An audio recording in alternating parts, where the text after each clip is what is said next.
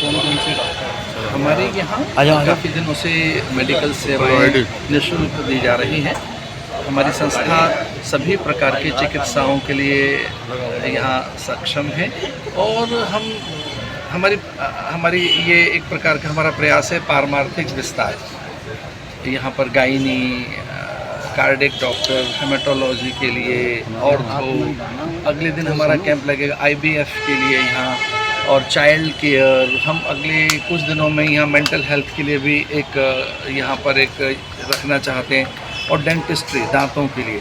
और हमारा प्रयास रहा है कई वर्षों का कि हम जो कैंप लगाते हैं उसमें निःशुल्क रहे और सभी प्रकार की हम सुविधाएं दे सकें। एक बहुत सुखद बात यह है कि हमारे आदरणीय डॉक्टर त्रे हैं जो मेदांता के मालिक हैं। मेदांता हॉस्पिटल भारत का बहुत बड़ा हॉस्पिटल है। उस मेदांता हॉस्पिटल के यहाँ महीने में 4 कैंप लगते हैं।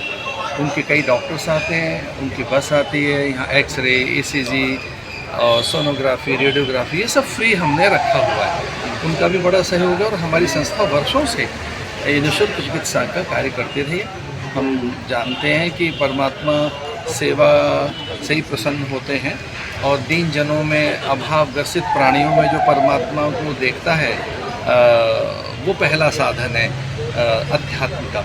हमारा ये प्रयास है कि हम साधनहीन व्यक्तियों के लिए अथवा यात्रियों के लिए या साधु ब्राह्मण सन्यासियों के लिए या किसी के लिए भी हम सेवा कर सकें। तो सेवा हमने अपना एक ध्येय बनाया है और उसमें हमें भगवान सफलता दें कि हम चिकित्सा के माध्यम से रोगियों की निःशुल्क चिकित्सा कर सकते हैं। महाराज जी, आज यहाँ पर रेखा गुप्ता जी आई थी मुख्यमंत्री जी, तो क्या चिंतन बनन हुआ है?